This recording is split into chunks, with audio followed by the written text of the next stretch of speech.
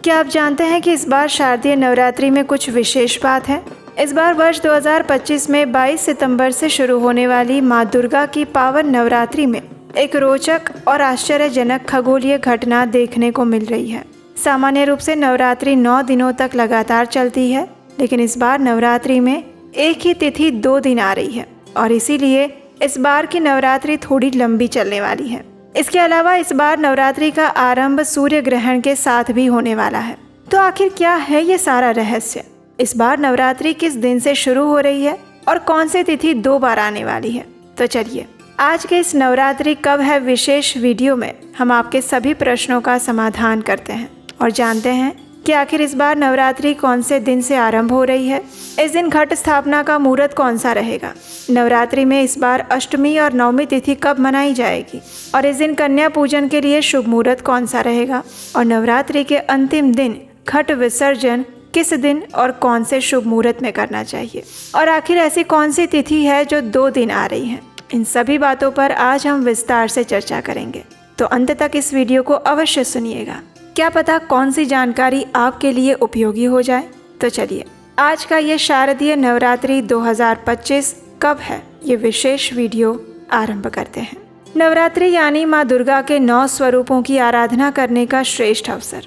इन 9 दिनों में माता दुर्गा के अलग अलग रूपों की पूजा की जाती है और इस बार तो देवी दुर्गा का आगमन हाथी पर सवार होने वाला है, जो अत्यंत शुभ होता है।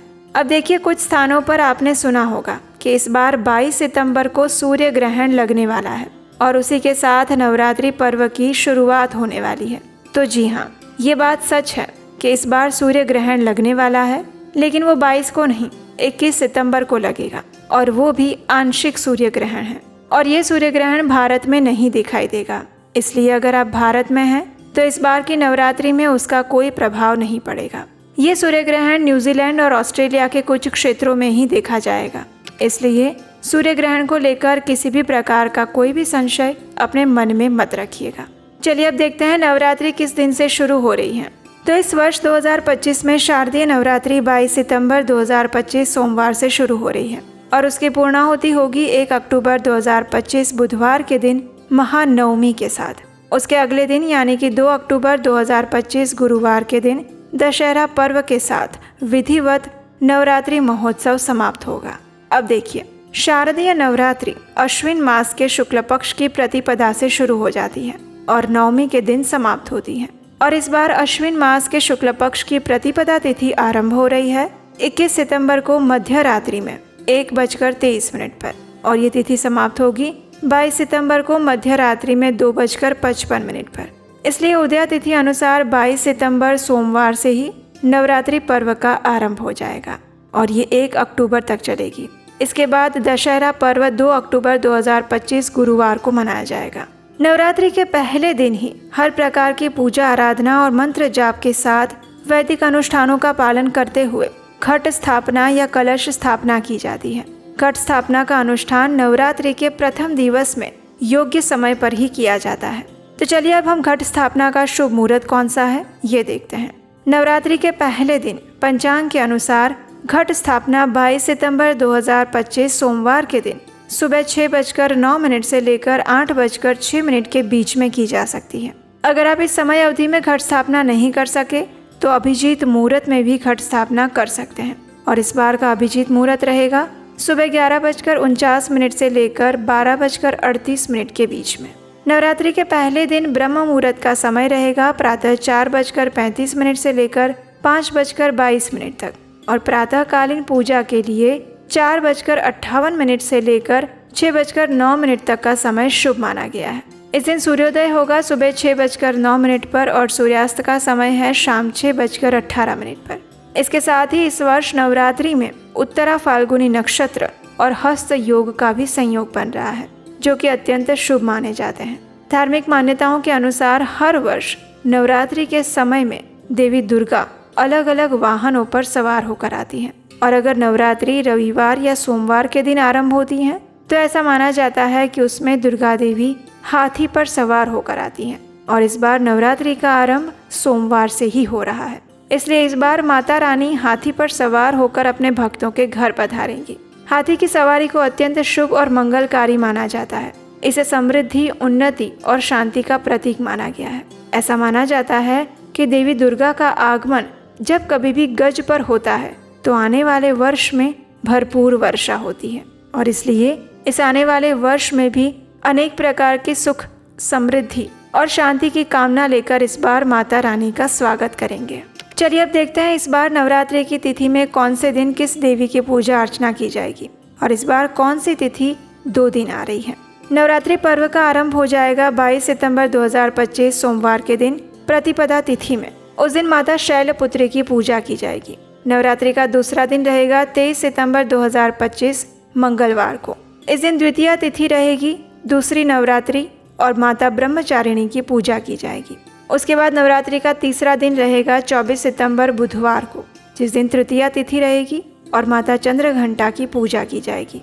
उसके बाद 26 सितंबर 2025 शुक्रवार के दिन चौथा दिन रहेगा और चतुर्थी तिथि रहेगी, जिसमें माता कुष्मांडा की पूजा कर सकते हैं। उसके अगले दिन 27 सितंबर 2025 शनिवार को 5वां नवरात्र रहेगा, पंचमी तिथि है और उस दिन स्कंद माता की पूजा की जाएगी। उसके बाद नवरात्रि के छठे दिन 28 सितंबर 2025 रविवार को महाषष्ठी मनाई जाएगी और उस दिन कात्यायनी पूजा की जाएगी। उसके बाद नवरात्रि का 7वां दिन 29 सितंबर 2025 सोमवार के दिन पड़ेगा, जो कि महासप्तमी कहलाएगा, और उस दिन काल रात्रि की पूजा की जाएगी। नवरात्रि का 8वां दिन रहेगा 30 सितंबर 2025 मंगलवार को। उसे हम महाअष्टमी या दुर्गा अष्टमी के नाम से भी जानते हैं। उस दिन माता महागौरी की पूजा अर्चना की जाएगी। और नवरात्रि का अंतिम दिन यानी कि 9वां दिन रहेगा 1 अक्टूबर 2025 बुधवार को, जिसे महानवमी के नाम से जाना जाता है। इस दिन माता सिद्धिदात्री की पूजा की जाएगी और नवरात्रि का अंत होते हुए विजयादशमी आएगी 2 अक्टूबर 2025 गुरुवार के दिन, जिसके साथ ही नवरात्रि महापर्व का समापन हो जाएगा।